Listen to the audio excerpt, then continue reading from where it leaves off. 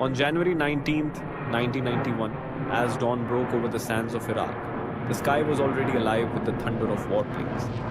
Two F-15C Eagles cut through the early light, Captain Cesar Rico Rodriguez in the lead, his wingman, Captain Craig Mole Underhill, flying close behind. Their mission: to shield a strike package of 36 Allied aircraft, a critical piece of Operation Desert Storm's opening assault. Far below, F-16s swooped in, unleashing bombs on enemy positions, and the earth trembled with the force of their attack.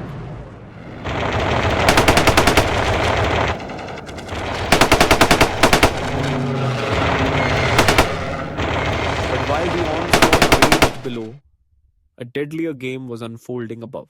Beyond the horizon, Iraqi radar operators watched their screens with anticipation. They saw the two F-15s separated from the main force, a tempting target. With swift determination, they scrambled two pairs of MiG-29 Fulcrums, the pride of their air force, to intercept. High above, the American AWACS crew detected the maneuver. In the cockpits, Rico and Mole received the alert. Two unknown aircraft were closing in, fast. The tension mounted as radar screens flickered with contacts. The MiGs appeared and vanished, darting in and out of detection range, expertly exploiting every blind spot. What followed was not a mere test of speed or firepower, but a mental duel at supersonic speeds, a chess match in the sky.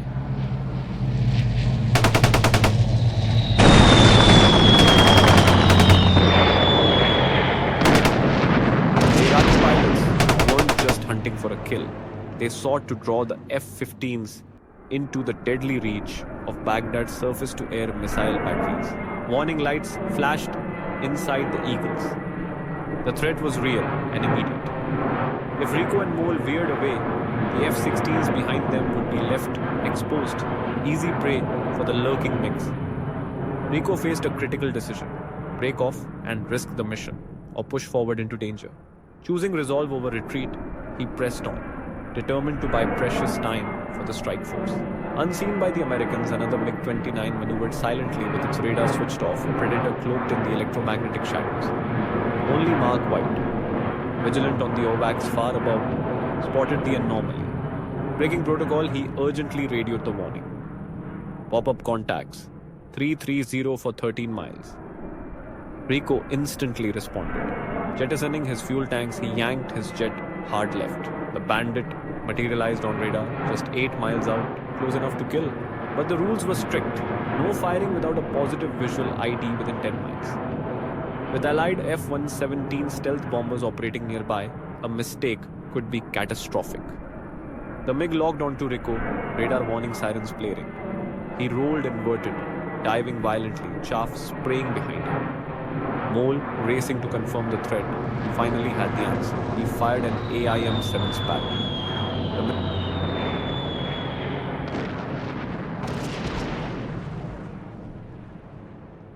The missile screamed through the sky and detonated, obliterating the MiG in a fireball.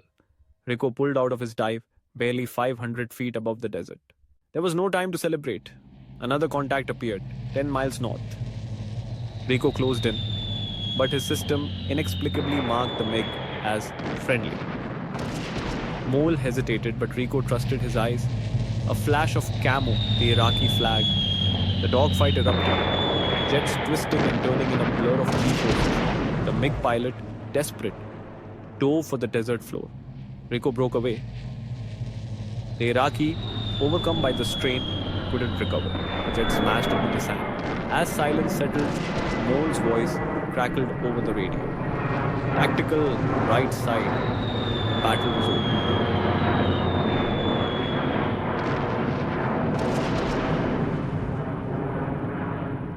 That day, Captain Cesar Rico Rodriguez made decisions in the crucible of combat that saved lives and changed history. He would go on to become one of America's most celebrated fighter aces. But over Baghdad, he proved that courage and clarity under fire can shape the fate of men.